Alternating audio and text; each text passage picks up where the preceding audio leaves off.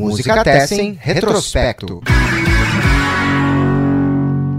Salve, salve amigas e amigos do Música Tessen, eu sou Eduardo Osório e está começando mais um Retrospecto, o podcast mensal aqui do Música Tessen, apresentado pela salvesintonia.com, podcast que volta 50 anos no tempo e a gente aborda o que acontecia pelo mundo da música naquele período. Estamos entrando então no mês de junho de 1970. E foi em junho de 1970 que saiu o LP de estreia de uma das grandes vozes da música brasileira. Tim Maia lançou seu disco de estreia naquele mês daquele ano, completando 50 anos então, a grande estreia de Tim Maia. A gente vai falar bastante de Tim Maia no programa de hoje. Mas a gente vai ter também o nosso convidado Marcelo Parker voltando com mais um destaque, indicações de discos cinquentenários, e tudo isso a gente acompanha na sequência naquelas partes que a gente vai fazendo aqui, começando com as músicas que lideravam as paradas naquele mês e também o que tocou bastante aqui no Brasil. As mais ouvidas. E a gente começa então falando das paradas de discos nas semanas de junho de 1970. Voltou ao topo das paradas britânicas o disco de despedida de Simon & Garfunkel, Bridge Over Troubled Water. Tinha sido desbancado pelo Let It Be em maio, como vocês acompanharam no episódio de maio, pois em junho volta ao topo das paradas britânicas e fica ao longo de todas as semanas de junho, Bridge Over Troubled Water, em primeiro lugar nas charts britânicas. E nas paradas de discos da Billboard, aí o McCartney, que tinha encerrado o mês de maio no topo da Billboard, entra o mês de junho no topo e é desbancado pelo Let It Be dos Beatles, que também atinge o topo da Billboard. Já as paradas de singles, que costumam ser mais interessantes e costumam variar mais, no Reino Unido, na Inglaterra, aconteceu aí a predominância ao longo de todas as semanas do mês de junho. A mesma música ficou no primeiro lugar das paradas de singles britânicas. É a canção In the Summertime, do Mungo Jerry, o single de estreia e principal sucesso da banda inglesa de Colpington. A composição da música do Ray Dorset, o vocalista, guitarrista e líder do Mungo Jerry. Como o título já diz, né? In the Summertime, uma música que celebra os dias de verão. Lembrando que junho, lá no hemisfério norte, é final da primavera, início do verão, ao contrário do que é aqui no hemisfério sul. O Mungo Jerry lançou o disco de estreia homônimo naquele ano também, em 1970, um disco que chegou ao 10º lugar das charts, mas não tinha essa música. In the Summertime entrou no disco de 71 deles, chamado Electronically Tested. Ficou 7 semanas no topo. Essa música, que é considerada um skiffle, um gênero de música folk com influência de jazz e blues, um gênero muito popular entre a juventude britânica na década de 50 e que também tinha como característica aí o uso de instrumentos improvisados. Essa música ficou 7 semanas no topo, né? Então ficou todo junho e ainda entrou em julho no topo, no primeiro lugar das paradas britânicas. Atingiu o topo em outros países também. É um dos singles que mais vendeu na história, considerado o segundo maior hit de 1970 e é a 27ª mais tocada no Brasil naquele ano. Também tocou muito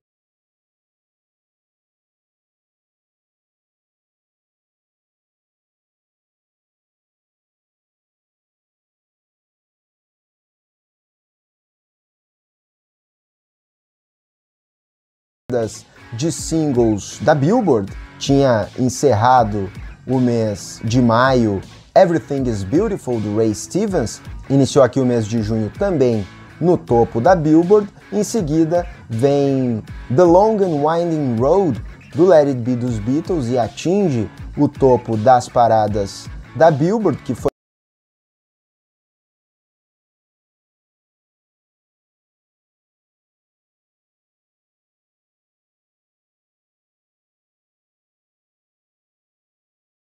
música que vai desbancar The Long and Winding Road e encerrar o mês de junho no topo da Billboard, que é o single dos Jackson 5, The Love You Save, que vem junto com I Found That Girl, os Jackson 5 que lançaram ABC, tanto no mesmo dia que Let It Be, saiu no dia 8 de maio, tá lá no retrospecto de maio para você.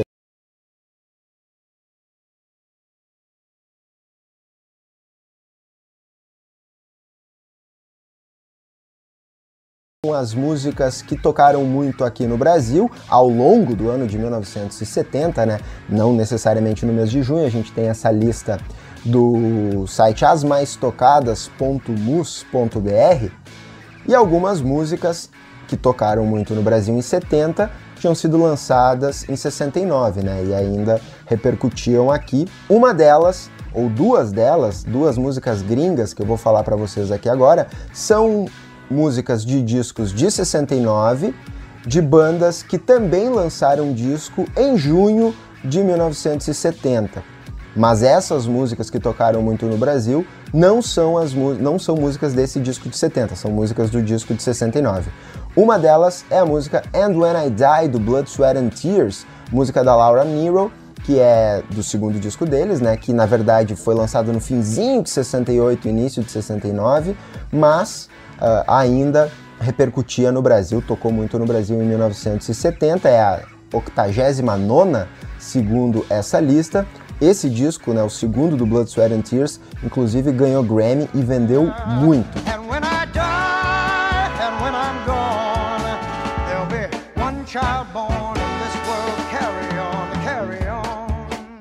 E outra música, também um cover da banda Rare Earth. A música Get Ready, que é um cover dos Temptations, é a faixa título do disco do Rare Earth, de 69.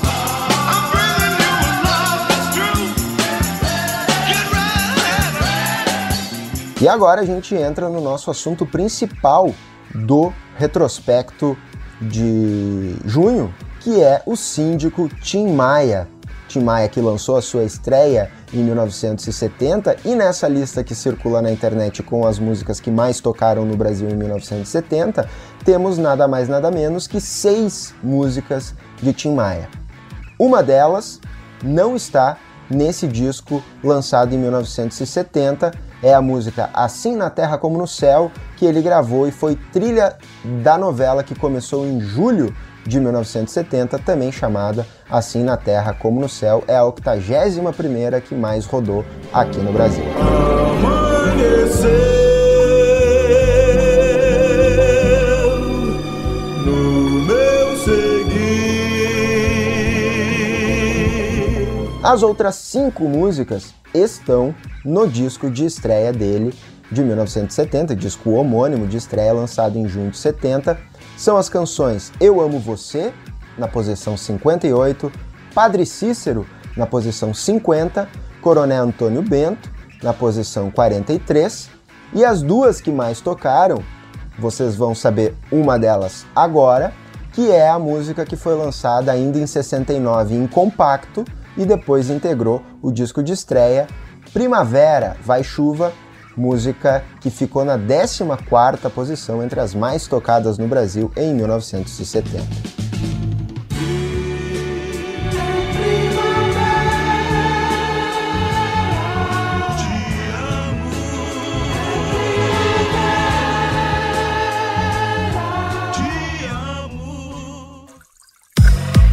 Destaques, indicações e outros lançamentos. Bom, agora sim entramos na pauta principal aqui do retrospecto de junho, começando com o nosso destaque editorial, que é o disco de estreia do Tim Maia, lançado em junho de 1970 pela Polydor, com 12 faixas que misturam aí o soul com o baião, o chachado, o funk. Dessas 12 faixas, 6 delas são autorais do Tim Maia, 2 com o Carlos Imperial, uma com o Cassiano, que é o compositor da música Primavera, que a gente ouviu um trechinho dela já agora. O Tim Maia, carioca, que tinha passado um tempo nos Estados Unidos, então trouxe toda essa influência da música negra dos Estados Unidos pro Brasil, Ele lança esse disco de estreia gravado em São Paulo e no Rio de Janeiro, nos estúdios Scatena e CBD, e segundo o livro escrito pelo Nelson Motta sobre o Tim Maia, ele ficou meio pé da vida, assim, tava meio descontente, meio contrariado, e o jeito explosivo do Tim Maia, imagina como deve ter sido, porque ele estava acostumado, ele tinha gravado lá nos Estados Unidos, estava acostumado com a tecnologia dos estúdios de lá, e quando veio para cá ele não estava conseguindo impor e colocar na música, né, no som que se ouvia depois, o que ele estava pensando e o que ele sabia que ele conseguia por conta ainda de uma certa precariedade dos estúdios, mesmo de estúdios grandes no Brasil, que não conseguiam rivalizar com estúdios lá dos Estados Unidos. Mas a produção desse disco foi do Jairo Pires e do Arnaldo Sacomani. O Nelson Motta, que descobriu o Tim Maia, e ele trouxe o Tim Maia para gravar com a Elis num disco que vai ser assunto do próximo retrospecto de julho. O disco de 70 da Elis tem uma música do Tim Maia. A gente vai falar disso no mês que vem. Mas o Tim Maia, então, é um dos responsáveis pela explosão do soul na música brasileira. Ele já tinha lançado, então, esses dois compactos, né? O primeiro em 68, outro em 69, que é o que tem o Primavera, e tem a parceria dele com o Cassiano dos Diagonais, que era uma grande parceria. Os Diagonais que tinham lançado o disco deles em 69, os Diagonais que fazem vocais de apoio nesse disco de estreia do Tim Maia, o Amaro Camarão e o Cassiano. Ainda Fernando, Marcos, Malu Balona, Regininha e Dorinha Tapajós fazem vocais de apoio nesse disco do Tim Maia, que também toca violão, o Cassiano toca guitarra, tem o Carlinhos no piano e órgão elétrico, o Capacete toca baixo, Zé Carlos também toca o baixo elétrico aqui, Garoto da Portela toca no vibrafone, Guilherme Franco a percussão e Paulinho Braga faz a bateria. O Tim Maia, que também gravou uma outra versão da música Padre Cícero, que eu comentei que foi uma das mais tocadas no Brasil, para a novela Irmãos Coragem, que foi o tema do personagem João Coragem. O Nelson Motta conta que achava a música Padre Cícero ia ser especial para o tema João Coragem, mas enfim, a letra não encaixava bem. Aí o Tim Maia não teve nenhum problema em gravar a mesma música com letras diferentes. A música da novela João Coragem é basicamente a mesma Padre Cícero com as letras adaptadas.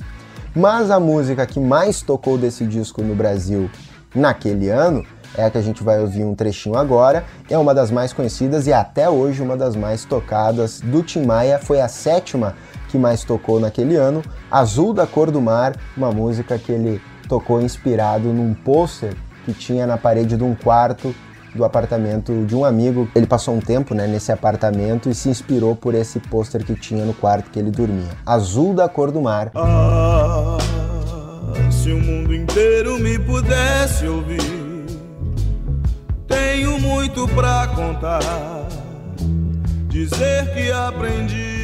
Bom, depois de eu falar então do nosso destaque editorial, vem uma indicação. A gente traz normalmente nessa pauta principal do retrospecto 5 destaques, o destaque editorial que a gente já falou e outros 4 destaques, e 5 indicações. A gente ainda traz outros discos que consideramos importantes para também contextualizar e ainda outros lançamentos que a gente acha interessante mencionar aqui. Mas agora a gente traz a indicação de outra estreia, do Nelson Cavaquinho. Nelson Cavaquinho, que lançou em 1970 Depoimento do Poeta pelo selo Castelinho Discos, disco de samba que tem 13 faixas, todas autorais com parceiros.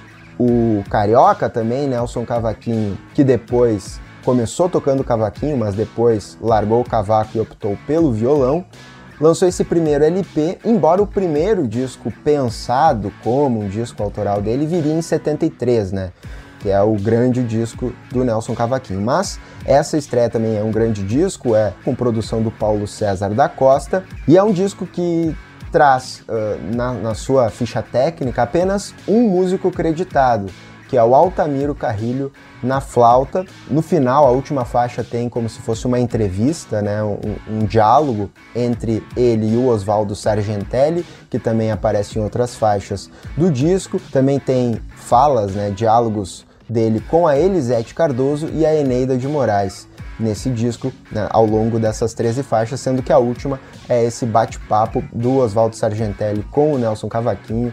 É bem interessante, bem legal de ouvir, quase como uma mini entrevista entre os dois. Meu peito é forte, nele tenho acumulado tanta dor. As rugas fizeram residência no meu rosto. Bom, agora a gente vai um pouco pro Nordeste. A gente falou lá, né, da fusão que o Tim Maia trouxe no seu disco. Inclusive o Nelson Motta, lá na biografia do Tim Maia que ele escreve, ele fala que Coronel Antônio Bento foi o primeiro chachá do soul do Brasil. Mas então a gente vai pro Nordeste falar de alguns discos lançados por lá, começando por um grande sanfoneiro que depois foi batizado, digamos assim, de rei da sanfona. Zé Paraíba lançou, segundo o que eu pesquisei, 2 discos em 1970, um deles com o nome Chegou Zé Paraíba, o outro Forró de Cabra Macho. Eu só consegui ouvir no YouTube o Forró de Cabra Macho, um disco instrumental de forró, álbuns que foram lançados pelos selos Tropicana e Premier. Ele que é de São José de Piranhas, na Paraíba, um município que hoje tem 20 mil habitantes. Ele teria gravado, aí, segundo algumas informações, o primeiro disco em 61 ou em 63. Tem uma entrevista que ele dá que ele fala que o primeiro álbum que ele gravou foi em 63. O nome verdadeiro dele é José Salete Leite e o pai dele era o Zé Leite.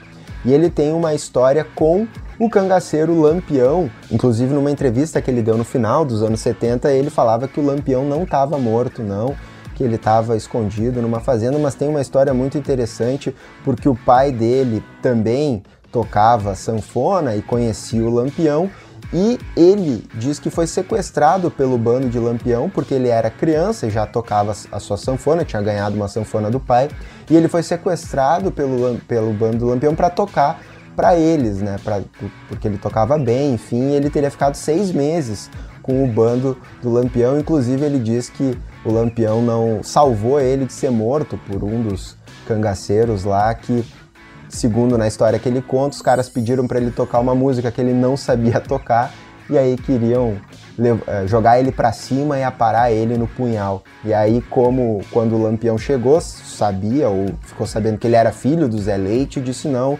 era para fazer nada com o guri, e aí não fizeram. A gravação mais popular do Zé Paraíba é Shot das Meninas, do Luiz Gonzaga, e ele tem parceria também com o Luiz Vanderlei, que é o compositor da Coronel Antônio Bento, lá do Tim Maia também. A gente vai rodar agora aqui um trechinho de uma das músicas do Zé Paraíba, nesse disco Forró de Cabra Macho. A música que eu separei para vocês é Forró em Cajazeiras, cidade que faz limite com São José de Piranhas, uma cidade maior, né? Hoje tem em torno de 60 mil habitantes, e aí ele toca Forró em Cajazeiras, música do disco Forró de Cabra Macho.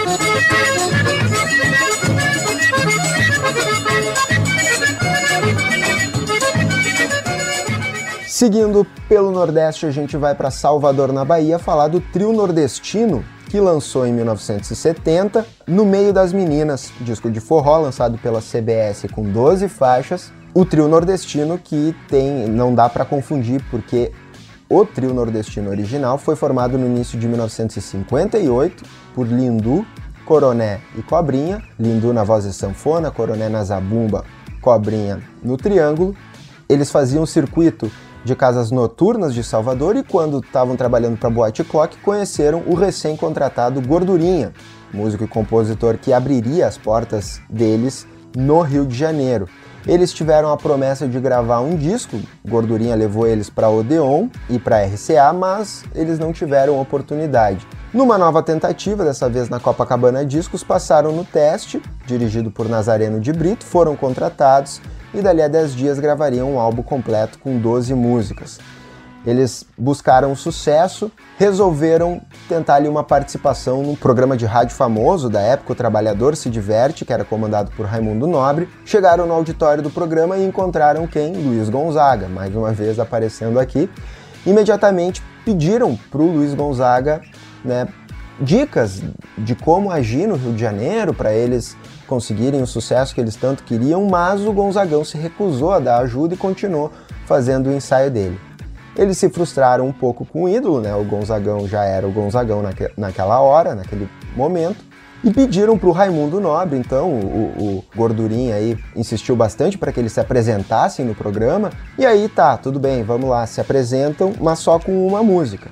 Carta a Maceió foi a que eles apresentaram, foi sucesso instantâneo entre o público do auditório, que aplaudiram ele muito, pediram para ele tocar mais uma, e a partir daí as coisas mudaram. O Raimundo Nobre pediu para Ângela Maria, que era a atração seguinte, para ela ceder um espaço para o trio nordestino, um espaço dos minutos que ela tinha de apresentação, e ela, que segundo se conta, tinha adorado Carta a Maceió, aceitou o pedido, e dessa forma se tornou na madrinha do trio nordestino, que pôde então naquele programa apresentar mais 2 números, o que garantiu um contrato com a rádio e eles se apresentassem ao lado da própria Ângela Maria e de artistas inclusive como o Luiz Gonzaga e o Nelson Gonçalves. Aí vem o contexto do lançamento de No Meio das Meninas. Em 69, o Lindu sofreu um acidente de carro. E aí um acidente grave, assim, que precisava de 1 ano de tratamento, mais ou menos, ou mais que isso. Só que mesmo assim a CBS queria dar continuidade nas gravações do disco e levavam o Lindu de ambulância para os estúdios de gravação. E aí em 70 saiu No Meio das Meninas, disco que tem a música Procurando Tu, de Antônio Barros, que se transformou no maior sucesso do trio nordestino, alavancando mais de 1 milhão de cópias vendidas e levando eles para as paradas de rádios de todo o país. Procurando Tu, uma das músicas que mais tocou no Brasil em 1970. Esse sucesso nacional fez com que o trio nordestino seguisse no primeiro lugar do programa Silvio Santos na TV durante 3 meses e recebeu da CBS, da gravadora, o troféu Chico Viola pelo 2º lugar na vendagem de discos de 1970. Só perdeu para o Roberto Carlos, que era imbatível, é imbatível até hoje na questão de vendagem de discos. Passei a noite procurando tu, procurando tu, procurando tu. Passei a noite procurando tu, procurando tu, procurando tu. E para finalizar os discos brasileiros, a gente começando então esse retrospecto pelo Brasil, eu trago para vocês o disco de 1970 do Luiz Gonzaga. Tanto falei nele que ele vem aqui, o pernambucano de Exu, lançou Sertão 70 em junho de 70 pela RCA Victor, disco com 12 faixas. O Gonzagão, que segundo seu site gravou 627 músicas em 266 discos, e nesse disco de 1970, a única música autoral dele é a música Santo Antônio Nunca Casou, parceria dele com João Silva. Ai, ai, Santo Antônio casamenteiro, você casou todo mundo porque foi morrer solteiro, Santo Antônio. Ai, ai, Santo Antônio casamenteiro, você casou todo mundo porque foi morrer solteiro. Bom, e assim com o Luiz Gonzaga, a gente finaliza os discos brasileiros que a gente ia tratar aqui no retrospecto de 70 e a gente vai viajar, cruzar o Atlântico e ir para um lugar que a gente vai ficar durante um bom tempo neste episódio. A gente vai desembarcar na Inglaterra e a gente vai trazer mais um destaque agora. E esse destaque, quem vai trazer pra gente é o meu amigo Marcelo Parker. Fala aí, Parker, qual o teu destaque de junho de 1970? Fala, Edu e amigos do Música Tessen. O assunto hoje é The Purple in Rock, lançado em junho de 1970. 4º álbum de estúdio da banda britânica, 5º álbum da carreira, e é o álbum que sucede o Concert for Group and Orchestra, lançado no final de 69, em dezembro, e que juntou o The Purple à Orquestra Filarmônica de Londres, numa apresentação com canções compostas pela própria banda. E reza a lenda de que o Blackmore não estava gostando muito do caminho que a banda estava traçando após os seus 3 primeiros álbuns de estúdio e que ele teria decidido a mudar de vez a direção após ouvir a estreia do Led Zeppelin, o o álbum apenas Led Zeppelin, né, que ficou conhecido como Led Zeppelin 1, lançado em 1969, e aí ele teria entrado num acordo com o Jon Lord, que tinha esse projeto, então, de juntar a banda com a orquestra, e que após, então, esse projeto, a banda tomaria esse novo rumo que o Blackmore estava disposto a dar, de fazer um som mais cru, mais pesado, né, mais calcado no rock, e de fato é o que acontece no In Rock. É uma nova banda, uma banda muito mais feroz que nos discos anteriores, né. É o primeiro álbum de estúdio com essa formação, que acabou ficando conhecido como a formação clássica do Purple, que já tinha estreado no projeto com a Filarmônica de Londres, mas que aqui faz a sua estreia em estúdio, né? Além dos membros originais, o Ian Pace na bateria, o Jon Lord no teclado e o Blackmore na guitarra, o Rod Evans, vocalista original, foi substituído pelo Ian Gillan e o baixista Nick Simper pelo Roger Glover. Então essa banda é a segunda formação do Purple e para muitos a melhor de todas. E o disco já abre com uma pedrada, né? Eu estava pensando aqui, não sei se em algum outro caso, toda uma nova fase de uma banda foi tão bem delimitada assim, com uma faixa de abertura, como no caso do Purple in Rock, com Speed King, que abre com uma barulheira, uma guitarra distorcida, uma bateria destruindo tudo, aí um momento de calmaria com o órgão do Jon Lord, e aí vem a pedrada de uma vez por todas, e aí o Gillan começa a mostrar, assim, por que ele seria, e é até hoje, né, um vocalista tão importante, tão marcante na história do rock and roll.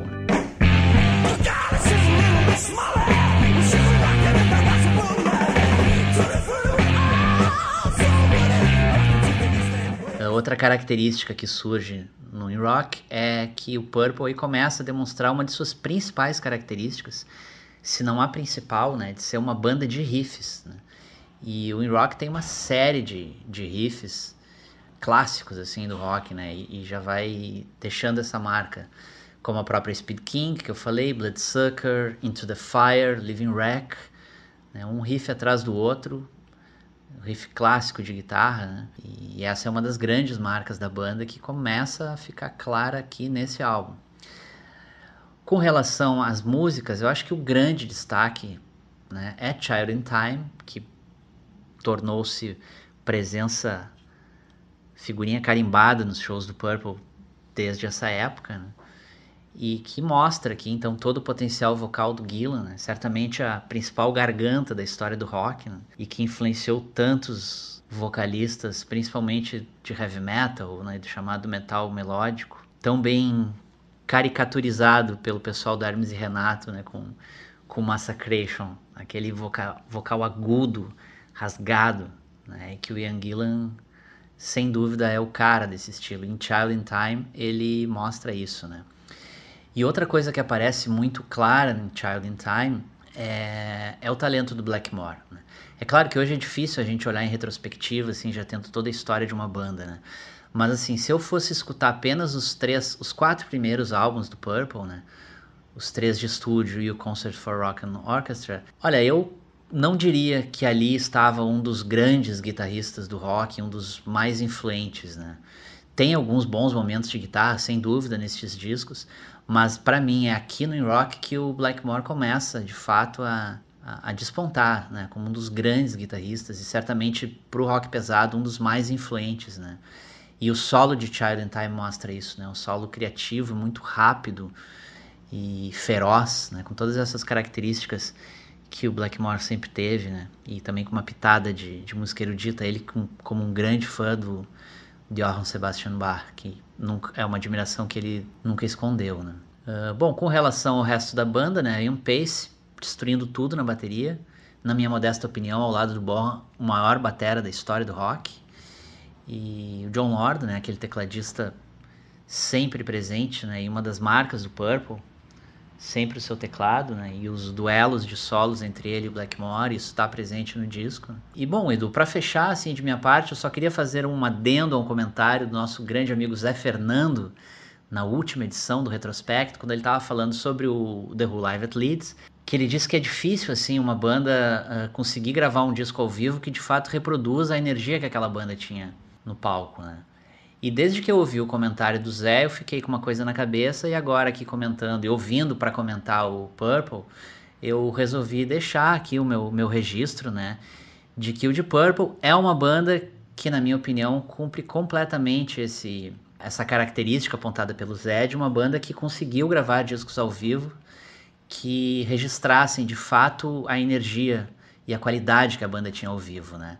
E eu acho que fez isso pelo menos 2 vezes, com o Deep Purple Made in Japan, gravado em 1972, com essa formação do In Rock, e que conta inclusive com Child in Time, numa grande versão, e é daqueles discos em que as versões ao vivo elas conseguem superar as de estúdio, né, que já eram boas, né?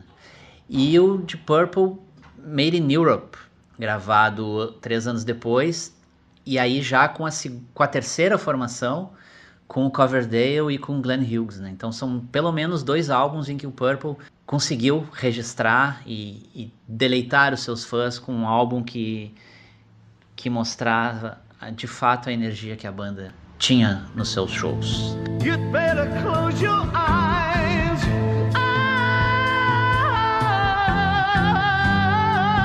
Bow your head.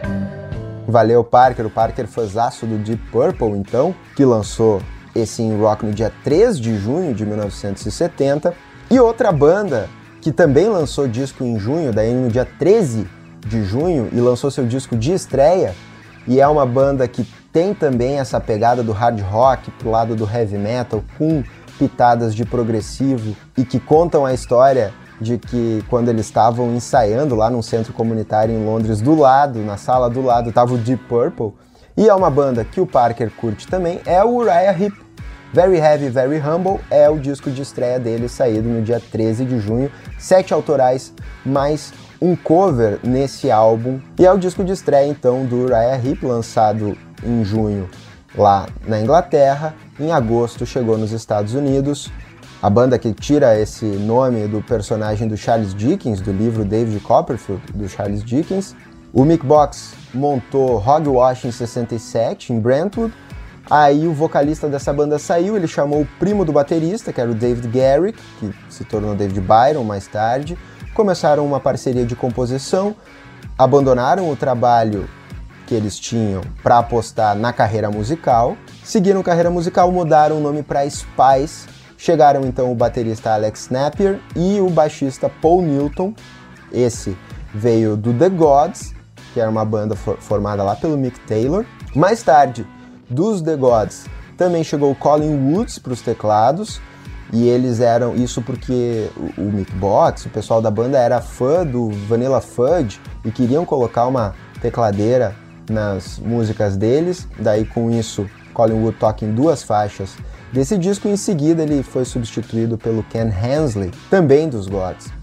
Depois o Napier foi substituído nas baquetas pelo Nigel Olsson, que toca em 2 faixas do disco. O Olsson que foi indicação do Elton John, e depois ele voltou para a banda do Elton John, e aí o Keith Baker entrou no lugar dele na bateria do Uriah Heep.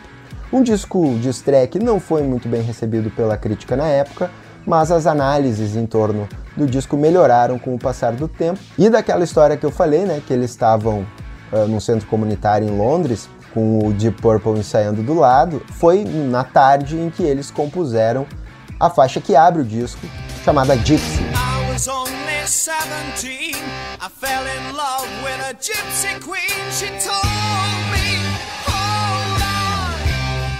Bom, e Parker comentou com vocês, né, do disco de 69 do Deep Purple, que eles tinham gravado um disco ao vivo com orquestra e tal. Pois em junho de 70 saiu um dos primeiros desses discos também de bandas de rock progressivo, gravados com orquestra. É um disco ao vivo da banda The Nice, banda londrina, que lançou então Five Bridges e atingiu o 2º lugar no Reino Unido. Banda do Keith Emerson. Antes, aqui, nesse período aqui, né, junho de 70, quando o disco saiu, o Keith Emerson já tinha saído do The Nice, já estava junto lá com o Greg Lake e o Carl Palmer para lançar no 2º semestre o primeiro disco do Emerson, Lake and Palmer, mas o The Nice é a banda anterior do Keith Emerson, então, que lançou em junho de 70 esse disco, o Five Bridges, que é o 4º da banda. Eles gravaram no Fairfield House, em Londres, em outubro de 69, só tem uma faixa desse disco, que é Country Pie, que eles gravaram no Fillmore East, em Nova York, e tem também uma gravação de estúdio aqui, que é a última faixa do disco, One of Those People, também gravado em 69.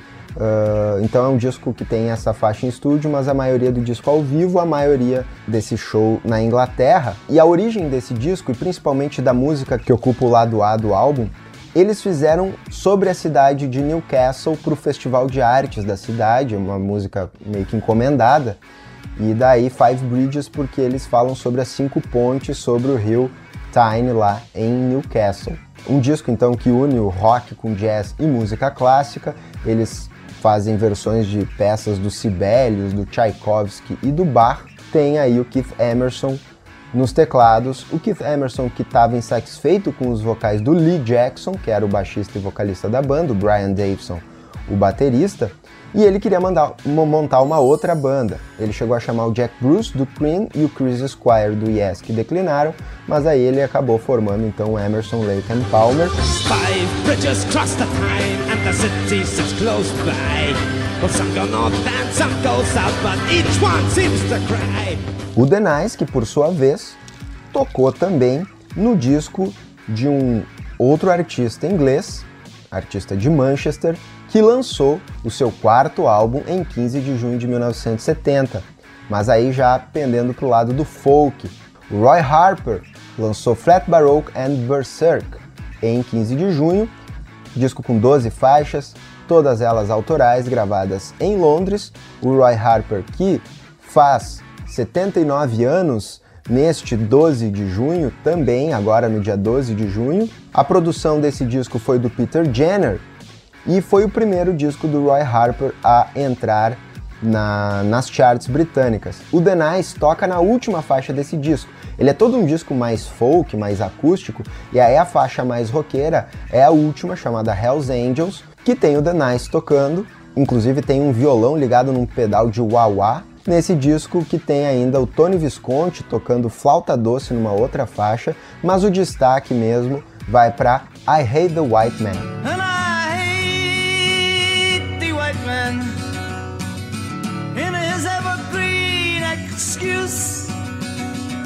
Se o The Nice tocou na faixa que encerra esse disco do Roy Harper, o Keith Emerson já tinha tocado no disco de estreia solo de um dos grandes cantores do rock inglês, que lançou seu segundo e elogiadíssimo disco em 12 de junho de 1970, então no aniversário de 29 anos do Roy Harper. O Rod Stewart lançou Gasoline Alley, que é uma indicação aqui do Música Test em retrospecto. Eu ia colocar ele como destaque, porque eu gosto muito desse disco, mas enfim, como é a 5 e 5, ele entrou como uma indicação nossa. O segundo trabalho solo do Rod Stewart, que tinha ali em paralelo o seu trabalho com os Faces, e os Faces que tocam, né, os músicos do Faces tocam ao longo do disco também, inclusive das 9 faixas de Gasoline Alley, 3 são autorais do Stewart, sendo que a faixa título ele escreveu em parceria com o Ronnie Wood. Esse disco traz então alguns covers também, né? It's All Over Now, que tinha sido lançado pelos Valentinos e pelos Rolling Stones. Tem Country Comfort, que o Elton John, que é do Elton John, e ele lançaria no disco Tumbleweed Connection em outubro de 70. A gente vai falar nesse disco lá no retrospecto de outubro. Eles também fazem uma versão de Cut Across Shorty do Ed Cochran, lá de 1960, que o Ed Cochran tinha lançado lá em 1960. Tem as músicas autorais dele, é um disco muito bom. O Keith Emerson tinha tocado no disco de estreia dele, An Old Raincoat Won't Ever Let You Do, numa das faixas. Não toca aqui nesse disco, mas a gente fez esse elo de ligação com o Rod Stewart. Gasoline Alley, que é um baita disco, e preparou o terreno para que ele lançasse em 71 o disco ainda mais elogiado, Every Picture Tells a Story, terceiro disco solo dele, ainda mais elogiado, né? Mas isso é papo pro retrospecto do ano que vem. A gente segue com Gasoline Alley.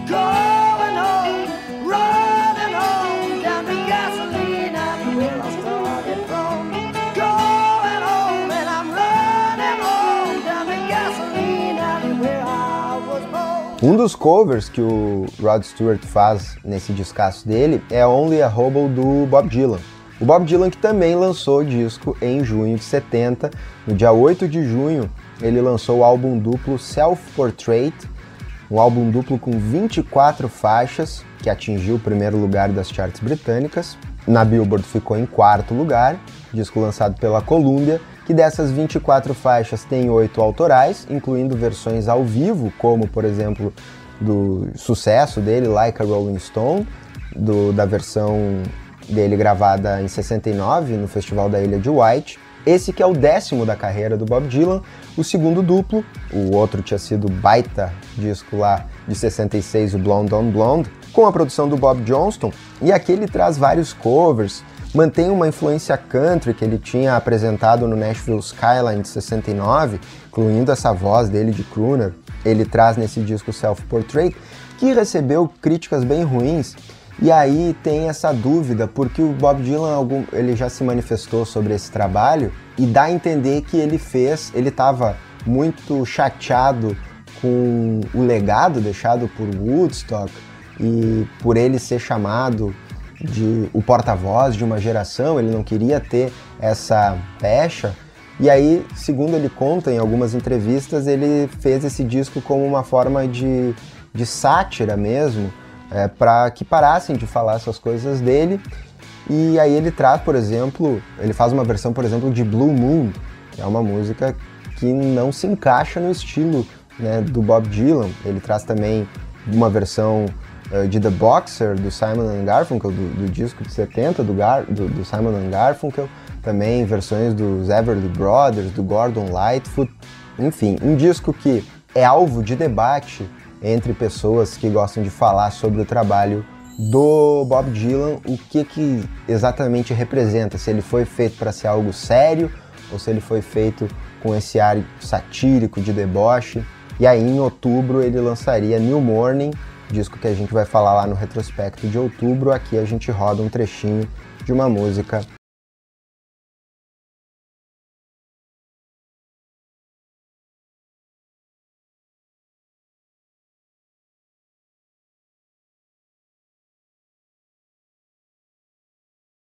Para a Inglaterra, a gente deu essa passada aí pelos Estados Unidos com essa pontinha do Bob Dylan. Vamos voltar para a Inglaterra, vamos voltar para o rock progressivo com agora o nosso terceiro destaque do programa, né? A gente teve o destaque editorial, o Tim Maia, a gente teve o destaque do Marcelo Parker, nosso convidado, o Deep Purple in Rock, e o nosso terceiro destaque do programa é o Third, do Soft Machine, terceiro disco da banda, lançado em 6 de junho de 1970.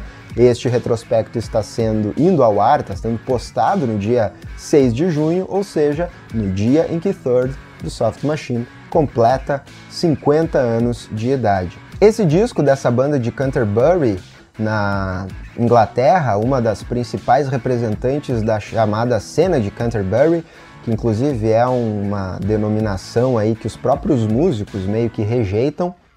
Disco que foi gravado em 4 dias em Londres, só Facelift, que foi gravada ao vivo em Birmingham, traz 4 faixas, todas elas autorais, sendo 2 do Ratledge, uma do Hopper e uma do Wyatt, produção do próprio Soft Machine, que é considerado o disco mais radical deles, completando a transição de uma banda que começou mais psicodélica e passou cada vez mais se calcar nessa fusão com o jazz, né, o chamado Jazz Fusion, só que aí vindo de uma banda do rock, trazendo elementos do jazz. Oficialmente aqui eles eram um quarteto, o Elton Dean no sax alto, o Mike Ratledge nos teclados, o Hugh Hopper no baixo e o Robert Wyatt na bateria, ele que também canta na faixa 3, a única faixa com vocais, mas outros músicos também tocaram, Lynn Dobson na flauta e sax soprano, o Jimmy Hastings na flauta, o Nick Evans trombone,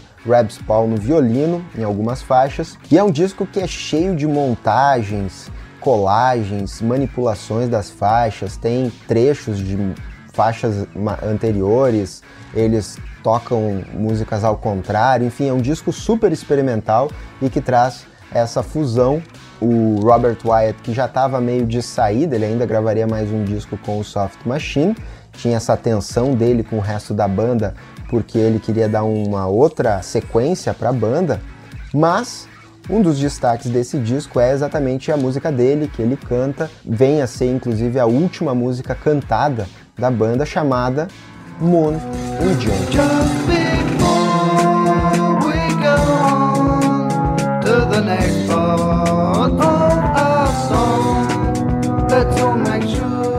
E aproveitando então essa experimentação toda do Soft Machine, a gente dá uma fugidinha da Inglaterra, mas segue ali na Europa, vai para a Alemanha, Berlim Ocidental, naquela época ainda Berlim separada pelo muro, para falar de mais uma indicação aqui do Musicatessen Retrospecto, que é mais uma estreia também, lançada em junho de 70, o primeiro disco do Tangerine Dream, uma das bandas dessa cena do krautrock, do rock experimental alemão, lançou Electronic Meditation em junho de 70, com 5 faixas, todas elas autorais, eles que são considerados um dos pioneiros da música eletrônica.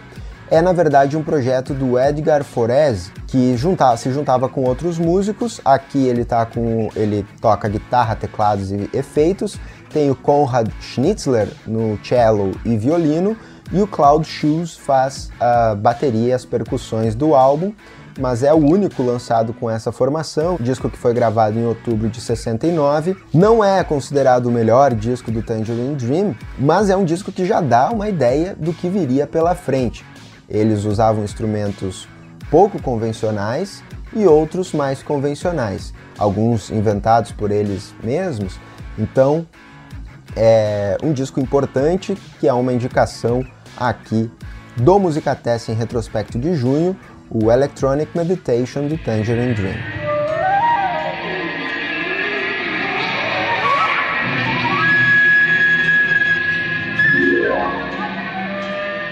Bom, a gente deu esse pulo na Alemanha, mas volta para a Inglaterra agora para falar de um disco que pode ser considerado uma estreia ou não, que é o álbum lançado em 19 de junho de 1970, algumas fontes dão o lançamento como em agosto, que é o From Home to Home, do Fairfield Parlour, que na verdade é o único disco lançado pela banda Kaleidoscope com esse nome. Então por isso que é uma estreia, mas não é. Que é o primeiro e único lançado com esse nome, mas a banda já tinha outros discos lançados, inclusive o primeiro disco do Kaleidoscope se chama Tangerine Dream, mas não tem a ver, o Tangerine Dream banda não tem a ver com o disco do Kaleidoscope. Segundo conta, o nome do Tangerine Dream nasceu deles terem ouvido errado a música Lucy in the Sky with Diamonds dos Beatles, a parte que ele canta Tangerine Trees and Marmalade Skies, teria ouvido Tangerine Dream e aí ficou Tangerine Dream o nome da banda. Mas a coincidência é que o primeiro disco do Kaleidoscope se chamou Tangerine Dream, eles que começaram como The Side Six, depois mudaram para Kaleidoscope, e aí em 70 mudaram de produtor, e aí usaram esse nome de Fairfield Parlour e passaram a ser rotulados como uma banda de rock progressivo, embora a sonoridade tenha se mantido semelhante à dos discos anteriores. Eles se apresentaram naquele ano de 1970 no Festival da Ilha de White daquele ano e gravaram um single especialmente para o festival chamado Let the World Wash In. Para esse single eles também mudaram de nome, se chamaram I Love White. No ano seguinte eles gravaram mais um disco, só que de forma independente, e só conseguiram lançar esse disco 20 anos depois. O Fairfield Parlour, então, ou Kaleidoscope, formado pelo Peter Daltrey e o Ed Palmer, Peter Daltrey na voz e órgão, Ed Palmer na guitarra, os dois compositores da banda, que tem um disco de 12 faixas, todas elas autorais, mais Steve Clark no baixo e Don Bridgman na bateria. In my box I have lots of things, like bicycles and bells and things, and an old oak tree and you. Seguimos pela Inglaterra, seguimos com o rock progressivo, mas agora pegando mais uma pitada de um rock sinfônico, a gente vai para a cidade de Oldham, onde se formou o Barclay James Harvest, que lançou seu disco homônimo de estreia no dia 5 de junho de 1970, pelo selo Harvest. Mas o Harvest do nome da banda não tem a ver com o selo. Segundo se conta, eles botaram vários nomes, várias palavras em papeizinhos assim, e colocaram no saco, foram tirando, descartando, até que sobraram essas 3 palavras, sendo que Harvest tem a ver com o fato deles morarem numa fazenda na época, né, num sítio. James era o nome de um hold deles, ou de alguém que participava do staff deles, ou tinha tocado com eles, algo assim. E Barclay, que é o nome de banco, porque eles queriam fazer dinheiro. Daí eles arrumaram de um jeito que eles acharam legal, e o nome da banda ficou Barclay James Harvest. Lançaram esse disco de estreia com 7 faixas, todas elas autorais, 4 delas do John Lees, voz e guitarra, 2 do Wooly Wolstenholme, voz, teclados e mellotron, e uma dela, composição do Les Holroyd, voz e baixo. O único que não canta e não compõe é o baterista Mel Pritchard, um disco que recebeu boa crítica, mas não vendeu muito. Tem a produção aqui do Norman Smith, que tinha produzido, por exemplo, o disco de estreia do Pink Floyd, Piper at the Gates of Dawn, e eles lançariam em 71 um disco considerado o melhor deles, Once Again. Aí é papo para o ano que vem.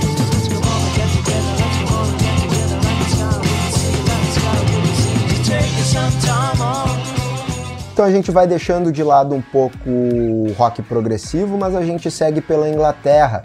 Em junho de 1970, The Pretty Things lançou seu 5º disco, o Parachute. Essa banda aí, mais pro lado do hard rock, também com pitadas de psicodelia. Eles que tinham lançado no final de 68, aquele que é considerado talvez o seu principal disco, que é o SF Sorrow, a ópera rock que eles lançaram antes do Tommy, do The Who, que veio em 69.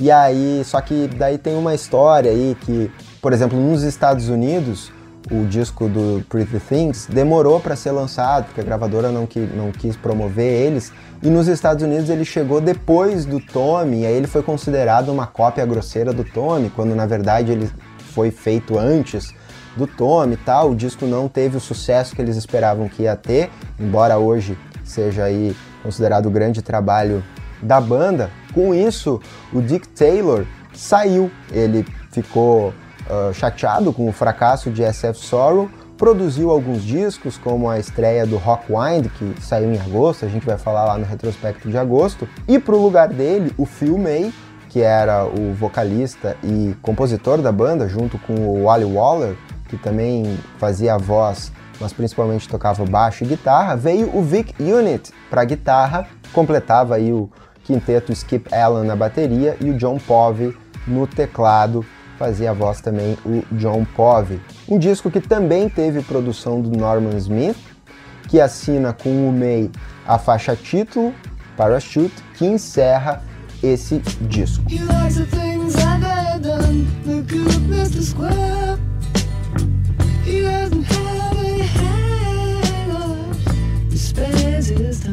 E o Vic Unit, que tocou nos Pretty Things, nesse disco no Parachute, ele tinha vindo de uma banda que ele voltou depois, a Edgar Broughton Band. A Edgar Broughton Band é a banda do Edgar Broughton, principal compositor, né, da banda e também vocalista e guitarrista. Tinha ainda o Arthur Grant no baixo e o Steve Broughton na bateria. O Vic Unit que voltou para a banda, mas não gravou o disco que eles lançaram em junho de 1970, chamado Singer Brother Sing, também pelo selo Harvest, também produzido pelo Peter Jenner, que foi o que produziu lá atrás, a gente falou, do disco do Roy Harper. Esse disco da Edgar Broughton Band foi lançado em junho de 1970, é o segundo deles, gravado em Londres também, mas a faixa que eu vou rodar para vocês deles é de um single que saiu nesse período também, mas não integrou o álbum. Mas por que eu vou rodar esse single? Porque é um single importante no contexto. A faixa Up Yours foi lançada no período de eleições na Inglaterra, as eleições de 1970, que resultaram aconteceram em junho de 1970, mais precisamente, e resultaram numa vitória surpreendente do Partido Conservador frente ao Partido Trabalhista. E nessa música, Up Yours, ela gerou bastante polêmica porque o Edgar Broughton, ele fala na letra da música que ele vai se isentar, vai dar uma de isentão.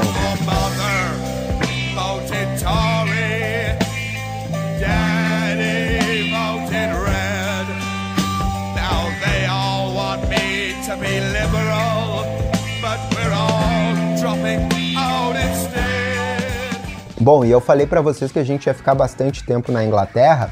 A gente segue por Londres, na Inglaterra, com o terceiro disco do Free, Fire and Water, que é mais uma indicação aqui do retrospecto de junho.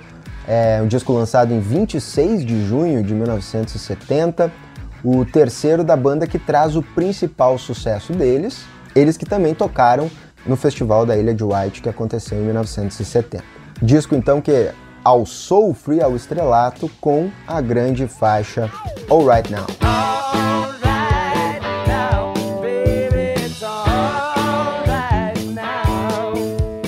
Vamos ficar ainda na Inglaterra com a banda de blues rock Chicken Shack, que lançou no dia 12 de junho o seu quarto disco Accept, com 12 faixas, todas elas autorais.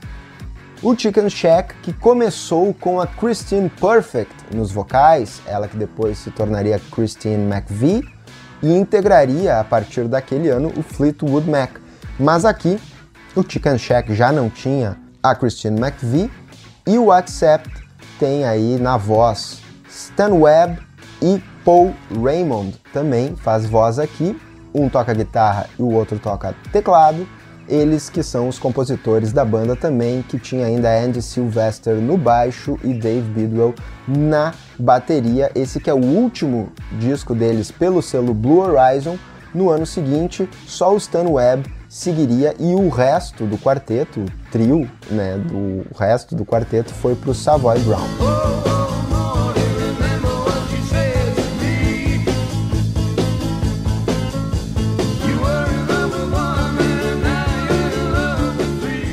Finalizamos assim a nossa participação na Inglaterra e viajamos para os Estados Unidos, onde a gente vai trazer mais um destaque, é o quarto destaque do Musicatessen Retrospecto de junho, o quarto álbum do Grateful Dead, Working Man's Dead, foi lançado em 14 de junho de 1970, esse disco em que o Grateful Dead deixa a psicodelia de lado e traz um som calcado nas raízes do som dos Estados Unidos, o folk e o country.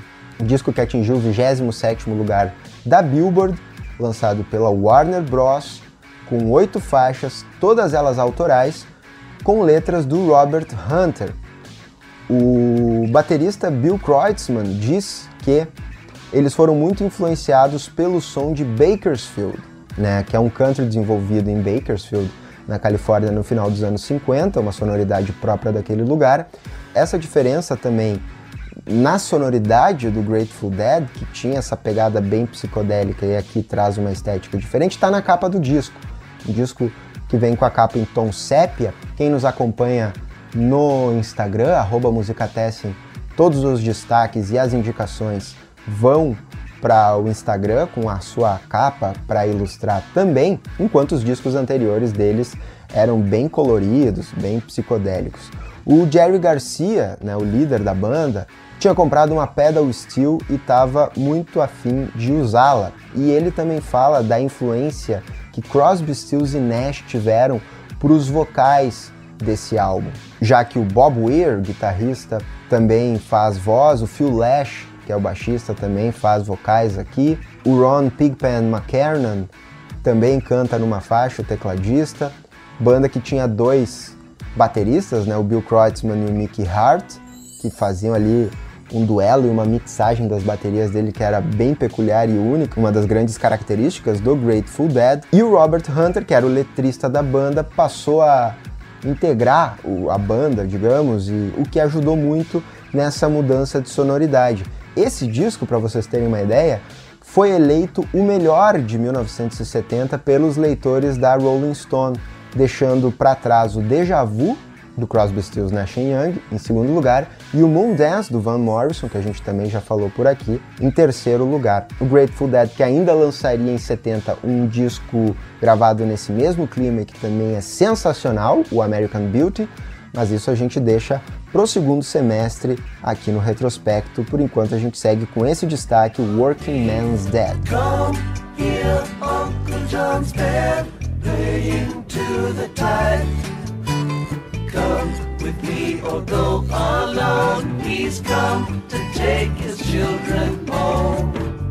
E já que a gente tá com essa sonoridade country, vamos falar rapidamente aqui do quinto disco do The Dillards, Copperfields, lançado naquele ano de 1970, uma das bandas que eletrificou o bluegrass, criando o então chamado bluegrass progressivo. Isso aparece nesse disco aqui. Banda formada pelos irmãos Dillard, mas o Doug Dillard já tinha saído da banda e aí ele foi formar a dupla com Gene Clark, também se lançou solo, lançou o The Banjo Album em 70.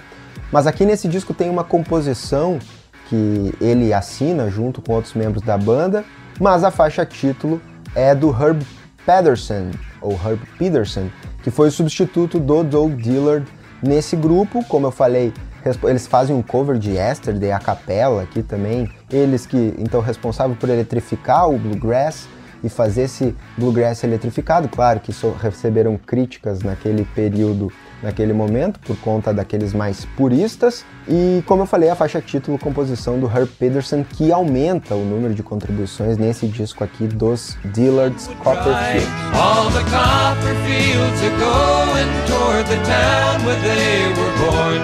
Do you have a Copperfield to play in when you're growing old? E seguindo com a sonoridade do country rock, naquele ano de 1970, mais precisamente em junho de 1970, saiu o primeiro disco do Michael Nesmith com a First National Band.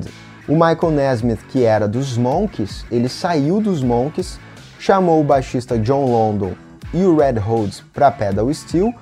Os dois já tinham tocado em faixa dos Monkees também, e ainda o baterista John Ware. A maioria das canções desse disco, que é um disco de country rock, desse início da onda do country rock, que é citado também como um desses primeiros discos do country rock. Eles inclusive tocaram com Flying Burrito Brothers em alguns shows e ajudou o Nesmith a se descolar da imagem dos Monkees. A maioria dessas canções do disco são do Nesmith, algumas inclusive foram gravadas pros Monkees, mas enfim não foram usadas. O disco não foi bem comercialmente, mas foi bem visto pela crítica, esse primeiro disco do Michael Nesmith com a First National Band, chamado Magnetic South. Oh, Joanne and the man and the time that made them both run. E os Monkees, que lançaram naquele ano, naquele mês, em junho de 70, o seu nono álbum, o disco Changes, e eles lançam, depois da saída do Nesmith, ficou só o Mick Dolenz e o Davy Jones para cumprir o contrato, e eles só voltariam a lançar disco em 87. O Changes, que é esse disco que tem essas 12 faixas, traz inclusive faixas gravadas para discos anteriores deles, mas que por algum motivo ficaram de lado, e algumas gravadas pro disco mesmo. Uma delas é o último single deles para Colgan's, Oh My My. My, my, I could love you forever. Oh, my, my, only wish that I could. A gente segue pelos Estados Unidos, mas a gente agora vai pegar uma banda já mais ligada ao hard rock, que lançou 2 discos em 1970, um deles saiu no dia 15 de junho, o outro é um disco ao vivo gravado em junho. O Grand Funk Railroad lançou Closer to Home, disco que atingiu o 6º lugar da Billboard, com 8 faixas, todas autorais, compostas pelo Mark Farner, né? Ele que é o vocalista, guitarrista e também tecladista da banda, recebeu o disco de ouro, embora as críticas não tenham sido muito boas, mas foi feita muita publicidade desse disco do Grand Funk Railroad, que lançou, como eu disse, em novembro o Live Album, um álbum duplo ao vivo, que foi gravado no final desse mês de junho. Naquele mês de junho eles também apareceram no Midsummer Rock, um programa de TV que transmitiu shows do Cincinnati Pop Festival, mas as gravações desse disco ao vivo não são desse show.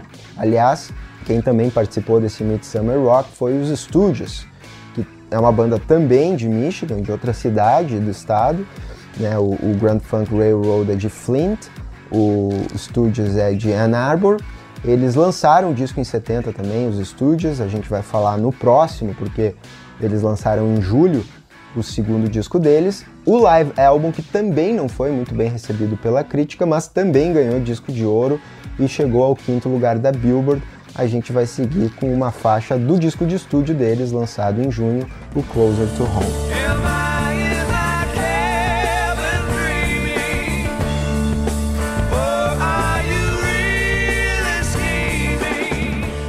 E já que a gente está falando de disco ao vivo, quem lançou disco ao vivo em junho de 70 foi o Elvis Presley.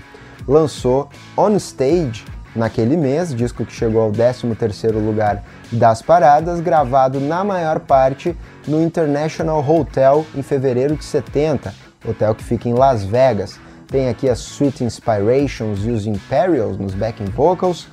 É um disco que foca em músicas que na época não eram associadas ao Elvis, como Sweet Caroline, por exemplo.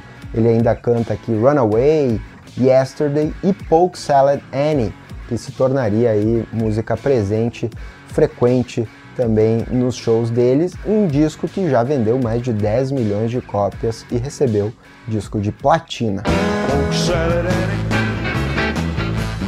you got your granny.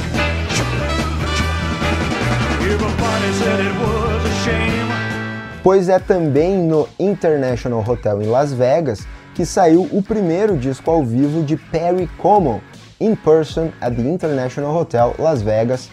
Foi lançado em 1970, gravado no final de junho daquele ano. Não foi lançado em junho, mas foi gravado em junho. O Perry Como que gravou esse disco depois de 26 anos sem se apresentar em clubes noturnos. Lançou pela RCA, então, In Person at the International Hotel, Las Vegas. Don't you know, little fool, you never can win. Use your mentality. Wake up to reality. Vamos seguir pelos Estados Unidos, mas vamos para Nova York agora, para o Harlem. E vamos agora com o nosso quinto e último destaque do retrospecto de junho.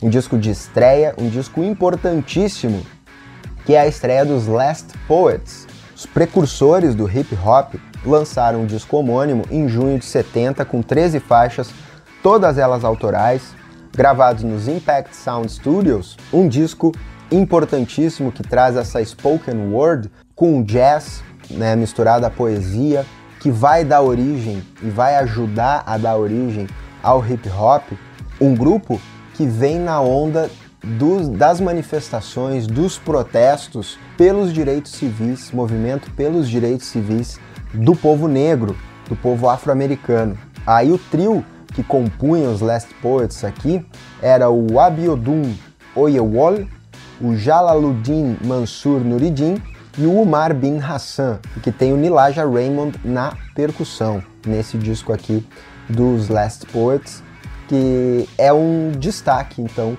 do nosso Música Test em retrospecto de junho. When the revolution comes, some of us will probably catch it on TV with chicken hanging from our mouths. You'll know it's revolution because there won't be no commercial. When the revolution comes. E agora uma indicação na mesma onda dos Last Poets, aliás, um artista muito influenciado pelos Last Poets e também pelo Black Arts Movement, que é o Gil Scott-Heron.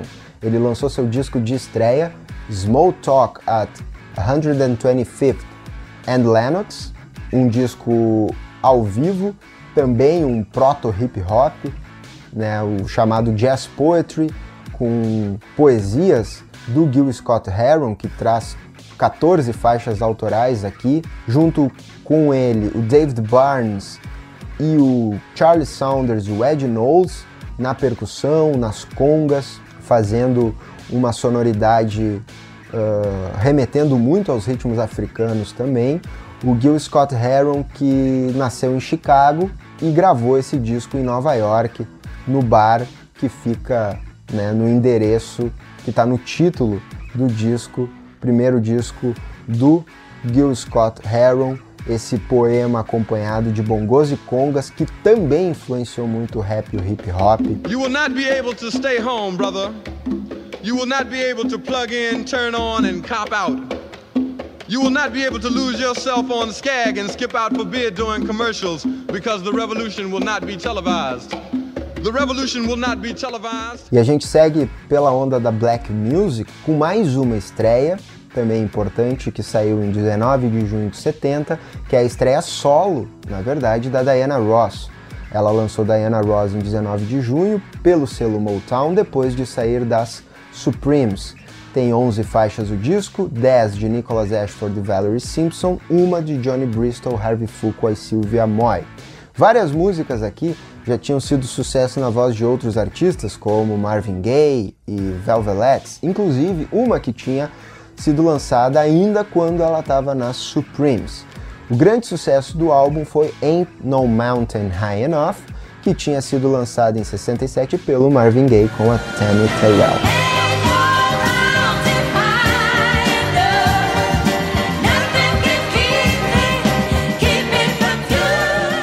E é também de junho de 1970 o terceiro álbum dos Meters, Strutting, que traz aqui 12 faixas, 9 delas autorais, trazendo pela primeira vez a voz do Art Neville, que também tocava teclados. A banda ainda tinha o Leo Nocentelli na guitarra, George Porter Jr. no baixo e Ziggy Modelist na bateria e percussão. Eles que são considerados, junto com o James Brown, os pais do funk.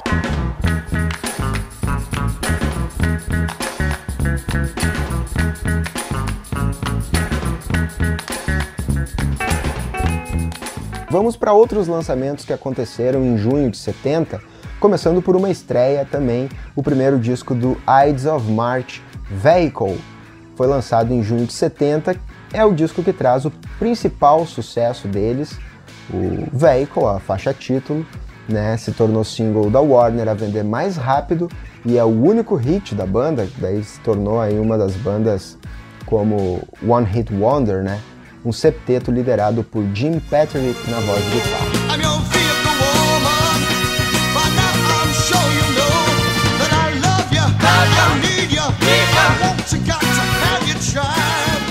Os Ides of March, formados em Berwyn, no Illinois, que eram confundidos pelo seu estilo, por conta dos arranjos de metais que a banda trazia, com o Blood, Sweat and Tears, que a gente falou no início do programa, que lançou o disco em 70, em junho de 70, e que fez um tremendo sucesso com esse disco, que atingiu o topo da Billboard, e também com o disco, né, anterior deles, o segundo trabalho deles, de 68.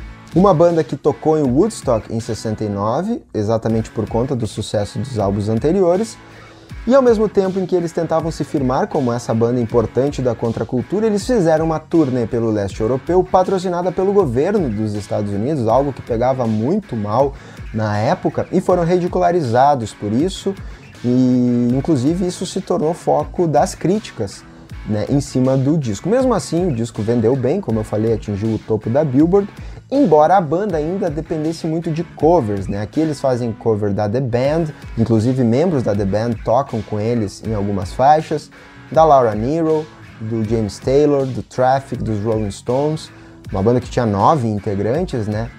Mas ainda assim, uma faixa autoral do vocalista, o canadense David Clayton Thomas, fez bastante sucesso.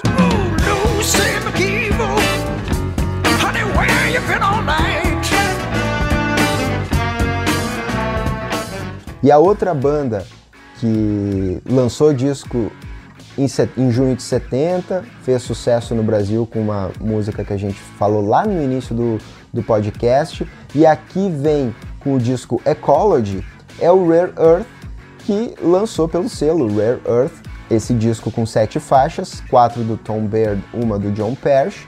Eles fazem ainda covers dos Beatles e dos Temptations. Se Get Ready tocou muito no Brasil, um cover que eles fizeram dos Temptations no disco de 69, no disco de 70 o principal sucesso é também um cover dos Temptations, o disco que tem produção do Tom Baird e também do Norman Whitfield. Inclusive há quem considere Ecology o disco mais consistente deles. O sucesso desse disco foi a faixa I Know I'm Losing You.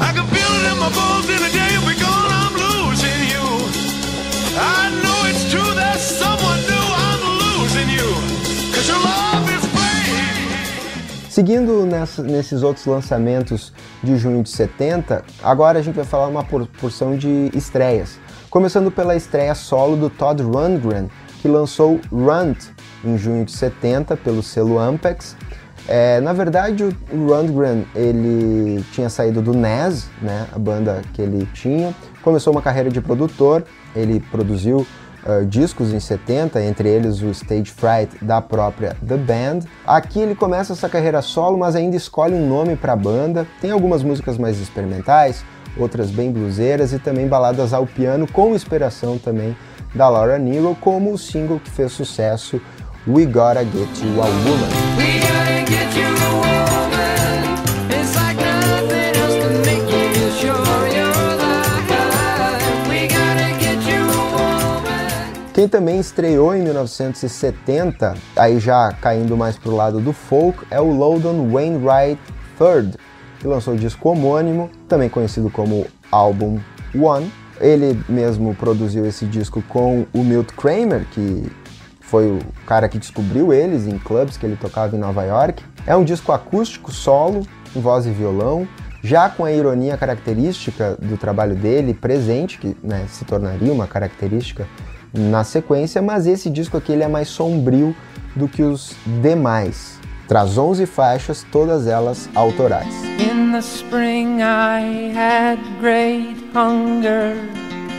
I was Keats, I was Blake, my pimple pencil pains I'd bring. Agora a gente volta para a Inglaterra para falar de folk, mas do folk britânico, com a estreia e na verdade o único disco lançado pelo Fotheringay, disco homônimo lançado em junho de 70, que atingiu o 18º lugar das charts, com 9 faixas, sendo 6 autorais, 2 covers, um cover do Bob Dylan, um do Gordon Lightfoot e uma música tradicional arranjada. Essa aqui é a banda da Sandy Denny.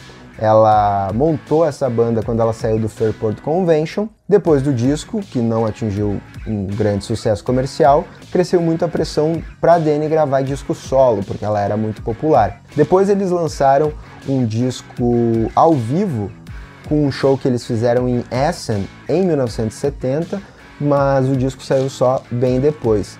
E esse disco, que tem nas composições autorais a assinatura da própria Denny, que compunha junto com o Trevor Lucas, eles lançaram esse disco produzido pelo Joe Boyd e não lançaram mais nenhum.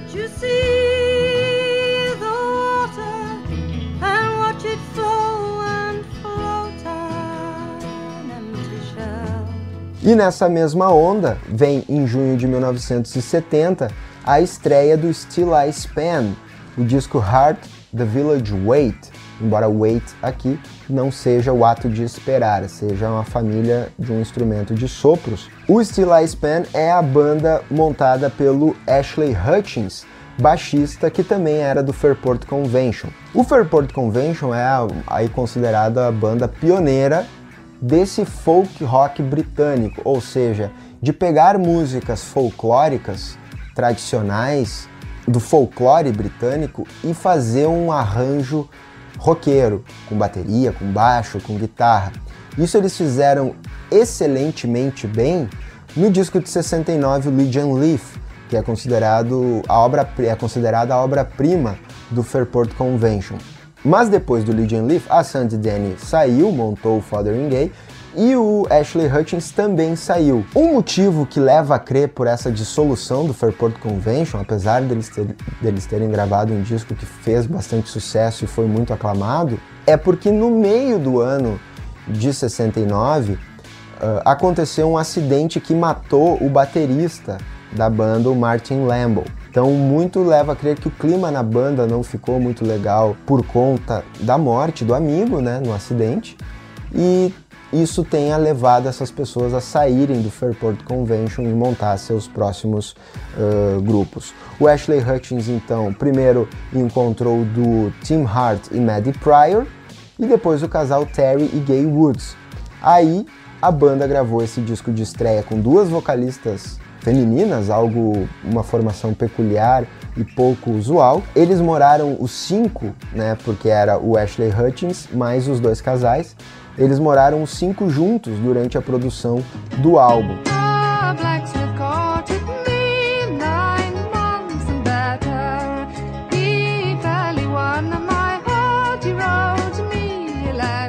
Seguindo pela Inglaterra, com uma banda que fez muito sucesso nos anos 60, mas já não fazia tanto assim, o Procol Harum lançou em 5 de junho de 70 o seu 4º disco, o Home.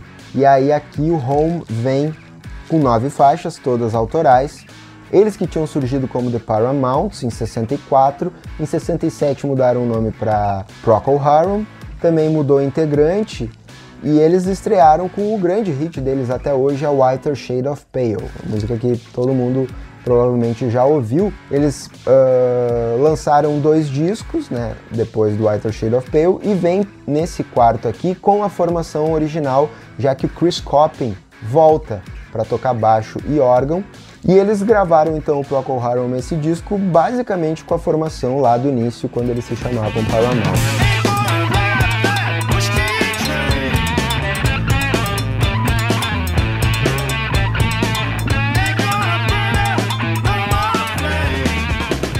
E para fechar esses lançamentos de 1970 que eu trouxe para o retrospecto de junho, para não dizer que não falamos de jazz, 2 discos de jazz. Sonny Sharrock lançou seu 2º álbum como líder em 1970, o Monkey Pocky Boo. Tem 3 faixas, 2 dele, uma da esposa, Linda Sharrock, que também faz vocalizações aqui num disco bem experimental, bem vanguardista, nessa pegada mais do jazz, do chamado avant-garde jazz. Ele que tinha lançado o Black Woman em 69, lançou esse disco, um disco que não foi tão bem recebido, gravado em 22 de junho em Paris.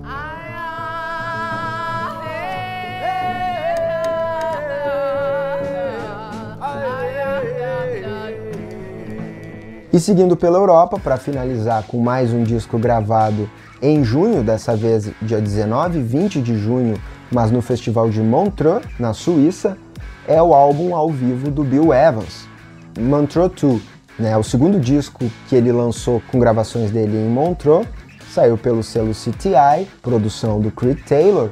4 faixas autorais aqui, com o Bill Evans ao piano, acompanhado do Ed Gomes no baixo e Marty Morell na bateria. Um disco com 8 faixas, 4 autorais, e que traz o Bill Evans no auge da carreira, mas ao mesmo tempo o disco tem alguns problemas de captação de áudio e tudo mais, mas ainda assim não deixa de ser um grande trabalho.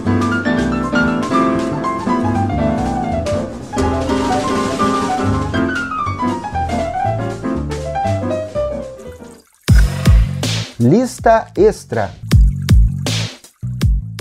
Bom, pessoal, e agora a gente vai finalizar o retrospecto de junho com a nossa lista extra de 5 outros aniversariantes. A gente terminou no jazz, a gente começa a lista no jazz, falando dos 60 anos, e na verdade esse primeiro a gente está sempre um pouquinho atrasado, né? Fez em maio 60 anos do lançamento do disco Change of the Century, do Ornette Coleman.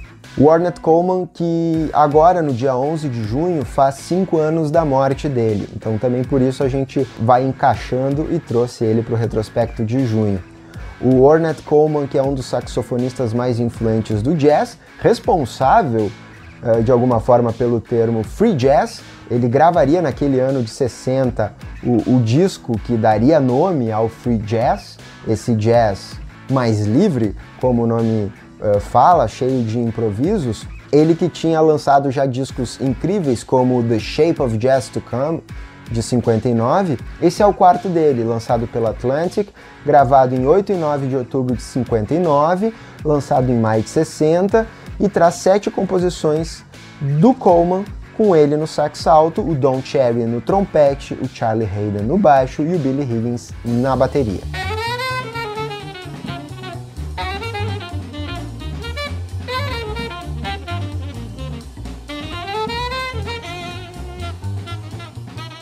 E agora, os 40 anos de um disco muito influente, embora tenha sido um fracasso comercial.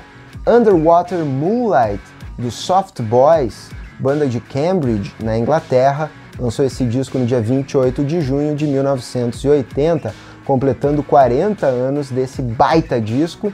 Influenciados pelos Byrds e pela loucurada psicodelia do Syd Barrett, ele é visto hoje como um clássico da chamada neopsicodelia, ou neopsychedelia em inglês, e influenciou várias bandas. Esse disco do Soft Boys, bandas como os Replacements, os Stone Roses, os Pixies e principalmente o R.E.M. Em 1980, a banda se desfez.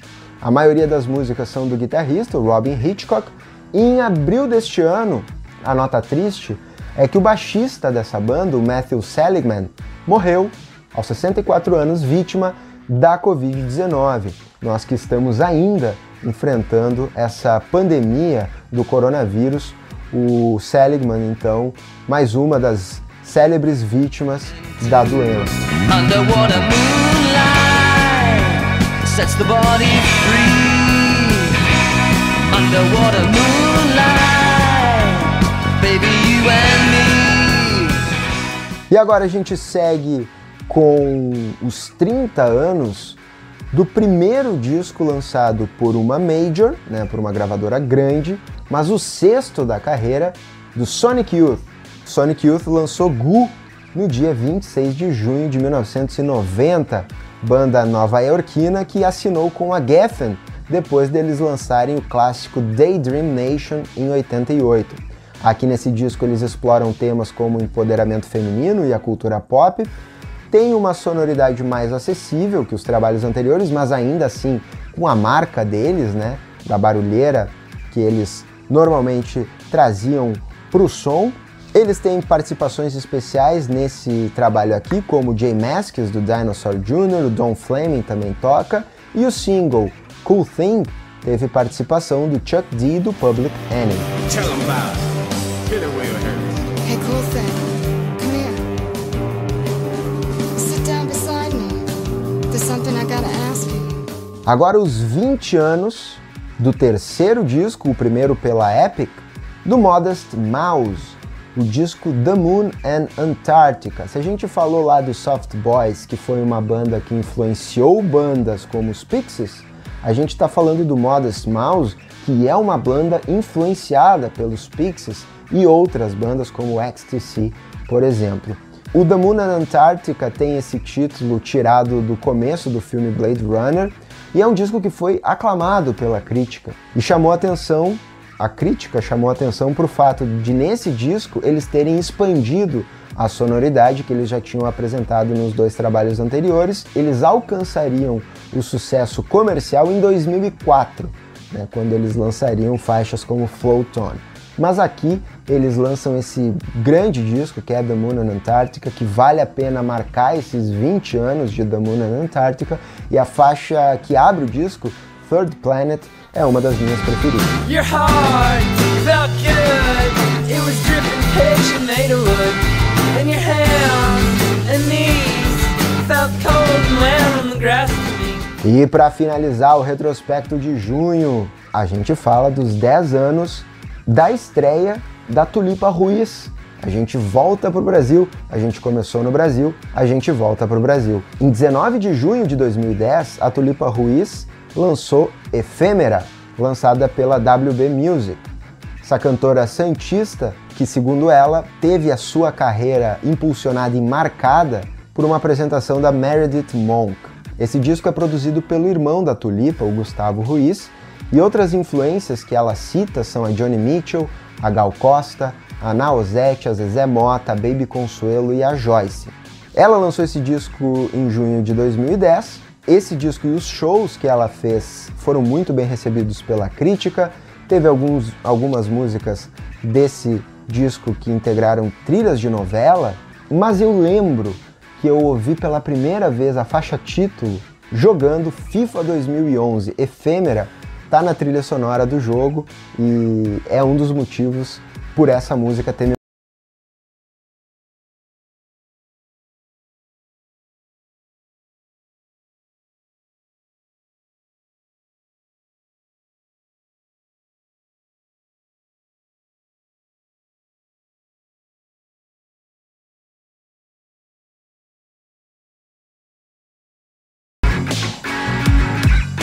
Bom, gente, assim a gente finaliza o retrospecto de junho de 2020, que volta a 50 anos, para junho de 1970. Musicatessen, que é apresentado pela salvesintonia.com. Entra lá no nosso site, acompanha todas as nossas atrações e confere também a nossa campanha de financiamento coletivo para tu ajudar a gente a manter as produções aqui da Salve Sintonia. Espero que vocês tenham gostado das indicações, dos destaques. Mandem também as suas sugestões e, caso vocês queiram, vocês podem também participar mandando comentários de algum disco pros podcasts aqui da Salve Sintonia. É só entrar em contato com a gente pelo Instagram, @musicatessen, ou então pelo e-mail canalmusicatessen@gmail.com. O retrospecto volta em julho com mais lançamentos cinquentenários, mais destaques, mais indicações e o contexto musical daquele período. Tá certo? Até mais!